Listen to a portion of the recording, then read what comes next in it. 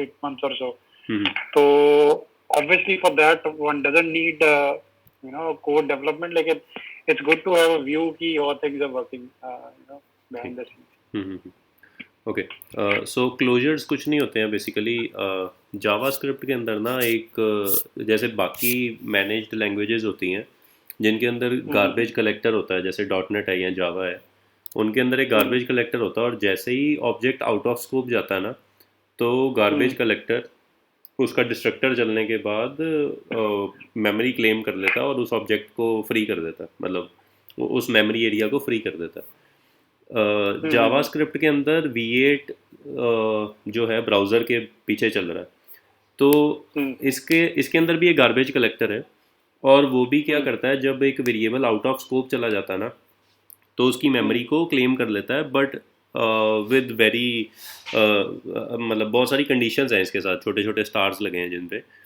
कि हम्म अगर तो इंजन को लगेगा कि मेमोरी प्रेशर है तो ही वो मेमोरी कलेक्ट करने आएगा नहीं तो हो सकता है वो स्किप कर दे अच्छा ठीक है ओके बट बाकी लैंग्वेजेस में ऐसा नहीं होता अगर ऑब्जेक्ट चला गया तो उसकी मेमोरी क्लेम कर दी जाती है उसी टाइम पे हाँ मतलब जैसे जावा में like when I used to work उसमें ऐसा कुछ रहता था कि जीसी जो है it can kick in at any time and at that time अगर अगर आपका मतलब ऐसा कोई ऑब्जेक्ट है जिनका कोई रेफरेंस नहीं है तो दे विल बी क्लियर्ड बिल्कुल मतलब but you can't control the time वो गार्बेज कलेक्टर की कॉल है कि उसने कब एक्चुअली वो क्लीन अप करना है हाँ and generally it use to थोड़ा सा वो सिस्टम पॉज लेता है उस टाइम पे it's sort of a overhead on the system है ना हम्म। जब जीसी किक इन होता है बिल्कुल हाँ जी तो उसी उसी टोन्स पे इसका जावास्क्रिप्ट का भी जो इंजन है वो उसको जब लगेगा कि सही टाइम है अभी मेमोरी कलेक्ट करने का तभी वो आएगा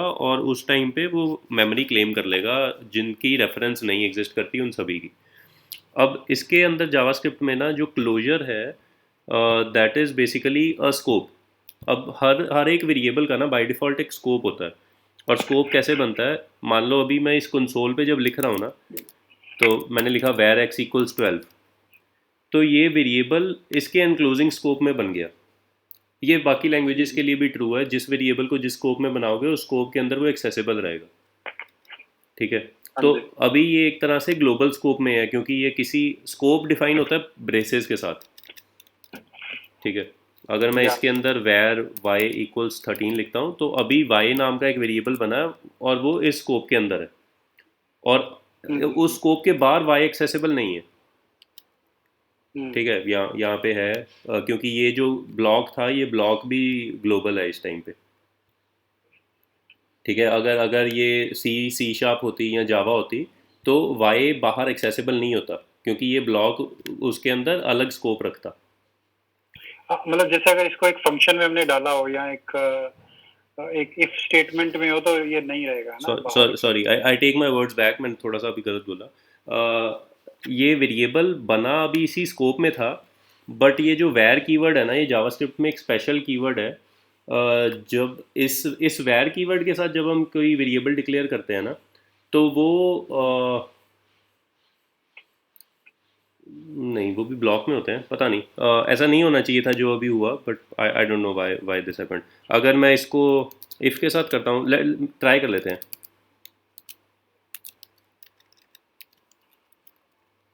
अच्छा नहीं फंक्शन स्कोप होता है ना ओके सॉरी वैर का जो होता है ना वो होता है फंक्शन स्कोप फंक्शन या मॉड्यूल लेवल का स्कोप होता है तो अगर ये एक फंक्शन के अंदर डिक्लेयर करा होता ना तो फंक्शन के बाद एक्सेसिबल नहीं होता अभी ये इसके ऊपर एक फंक्शन नहीं है इसलिए ये ग्लोबल हो गया हम्म अगर इसकी जगह मैंने लेट लिखा होता ना अभी अगर इसी को मैं चेंज करके यहाँ पे लेट लिख देता हूँ और लेट y1 कर देता हूँ और अब मैं y1 को एक्सेस करूँगा तो it is throwing an error कि y1 इज़ नॉट डिफाइंड हम्म ठीक है वो कह रहा है reference error y1 is not defined ठीक है क्यों and क्योंकि it's recommended to use let and const है ना हाँ मतलब जी as per बिल्कुल बिल्कुल लेट एंड कॉन्स्ट का यूसेज इसीलिए हेल्पफुल है कि वो जो आपकी बाकी लैंग्वेजेस की टर्मिनोलॉजी है ना कि ब्लॉक कैसे डिफाइन होता है और वेरिएबल कहाँ पे एक्सेसिबल रहेगा उसको फॉलो करता है वैर फॉलो नहीं करता जैसे अभी आप यहाँ पे देख रहे हो हाँ जी ठीक है वैर का जो स्कोप होता है ना दैट इज़ फंक्शन लेवल या फाइल लेवल या जिसको मॉड्यूल भी बोल सकते हैं हम ठीक है। ओके। तो अभी हुआ क्या कि बना ये ब्लॉक। अब ये जो वाई है ना, क्योंकि ये फाइल लेवल स्कोप में है, तो जब तक ये फाइल या ये विंडो क्लेम नहीं हो जाती ना, मतलब जब तक वो डिस्ट्रॉय नहीं होती, ये वाई क्लेम नहीं हो सकता। ओके। हाँ ठीक है, जी। क्योंकि ये वाई उस ऑब्जेक्ट के अंदर है इस टाइम पे। अभी एक्चुअली विंडो ऑब्जेक्ट के ऊपर वाई नाम की प्रॉपर्टी है जिसकी वैल्यू 13 है। तो ये वाई तभी क्लेम हो सकता है जब ये विंडो क्लेम होने लगेगी, तो और विंडो तब क्लेम होगी जब मैं ये टैब बंद कर दूंगा। ठीक है, बट ये क्लोजर नहीं है अभी। अब क्लोजर क्या होता है? क्लोजर के अंदर हम ना एक वेरिएबल को लेते हैं और उसको एक दूसरे स्कोप में यूज़ कर लेते हैं। वेरिएबल का स्कोप ख़त्म हो जाता है, बट वो जो दूसरे स्कोप में जहाँ पे यूज़ किया था ना, वो स्कोप अभी भी एग्जिस्ट कर रहा होता है।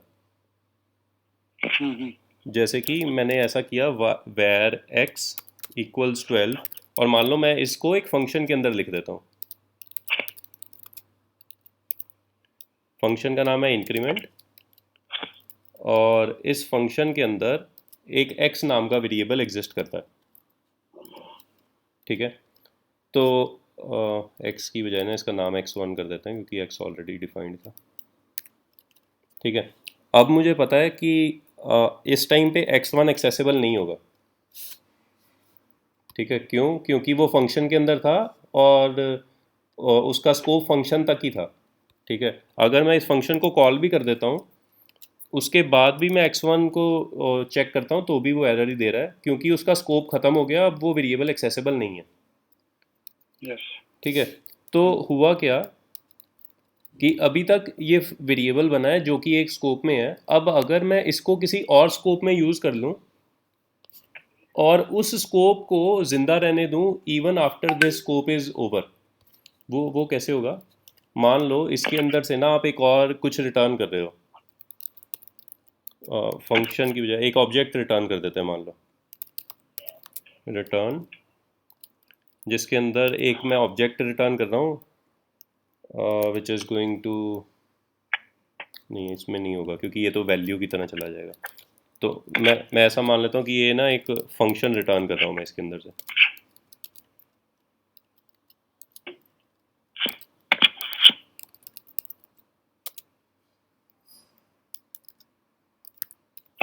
ठीक है, तो मैंने क्या लिख दिया? अभी एक फंक्शन है जिसके स्कोप के अंदर एक वेरिएबल है x1, और इसमें से मैं एक फंक्शन रिटर्न करता हूँ जो कि खुद एक स्कोप है असल में।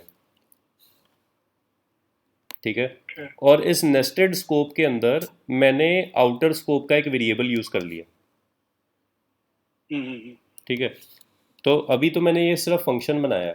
अब मैं क्या करूँगा, मान लो इसको मैं किसी एक वेरिएबल में इस फंक्शन को कॉल करके इसकी वैल्यू कलेक्ट कर लेता हूँ, तो अभी ए में जो आएगा ना वो ये फंक्शन आ जाएगा,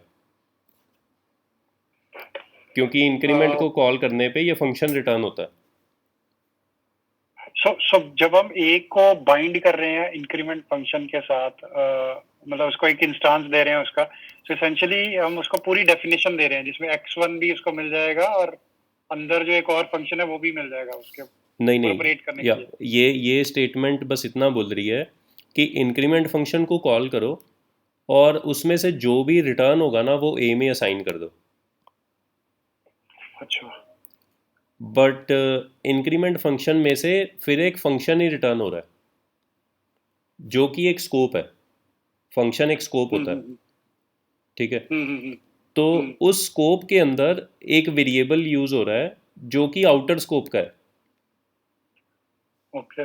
ठीक है, अब जब ये इंक्रीमेंट फंक्शन खत्म हो जाएगा तो इसका स्कोप असल में डिस्ट्रॉय हो जाएगा, जिसका मतलब है कि x1 वेरिएबल की मेमोरी क्लेम हो जानी चाहिए। इंक्रीमेंट फंक्शन जब खत्म हो जाएगा तो मतलब यहाँ पे जब हम इसको हम असाइन कर रहे हैं ए को इंक्रीमेंट फंक्शन, तो basically a variable can be using this definition later on, right? Exactly.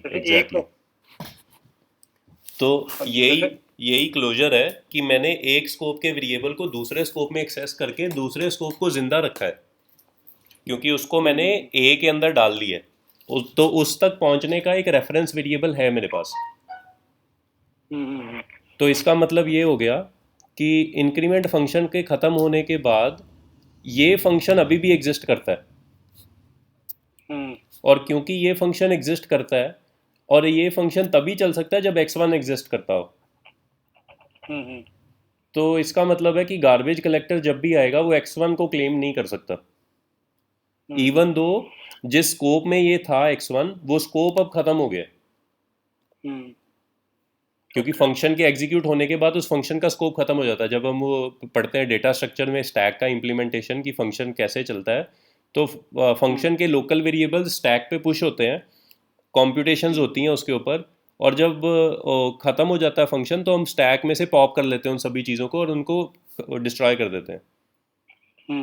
ठीक है, यस बट इस केस में क्योंकि क्लोजर लगा हुआ है, एक वेरिएबल जो अलग स्कोप में था वो दूसरे स्कोप में यूज़ हो रहा है, इसलिए हम x1 की मेमोरी क्लेम नहीं कर सकते। ओके ठीक है। ठीक है, तो तो अभी अगर अगर, इसको properly I mean if it is not used properly this could lead to side effects also, जैसे हाँ, क्लोजर एक ऐसी चीज़ है हम्म जो मैक्सिमम मेमोरी लीक्स करती है। हम्म बहुत बार ऐसा होता है हम अननोइंगली एक क्लोजर बना देते हैं और फिर हमें पता ही नहीं चलता कि, मतलब इतनी थॉरो वैसे कोई टेस्टिंग करते भी नहीं है नॉर्मल स्केल पे, बट उसके कारण से ना मेमोरी लीक्स बहुत सारे होते हैं। आपके ऐसे वेरिएबल्स एग्जिस्ट कर रहे होते हैं मेमोरी में जो आप इंटेंड ही नहीं कर रहे हो कि वो एग्जिस्ट करेंगे। Hmm yes.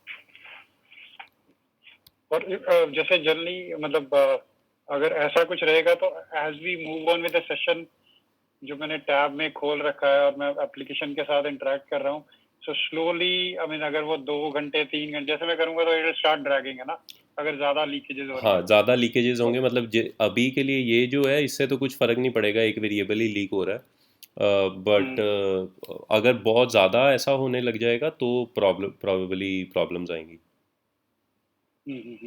ओके।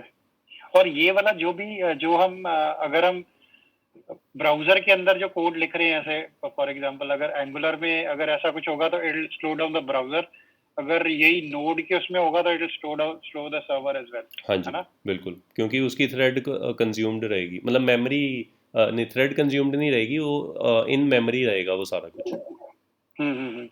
मेमोरी ठीक है। ऑक्यूपाइड रहेगी। ओके यस ठीक है। सो सिर्फ एक ही बंदा, मैं इतना इसको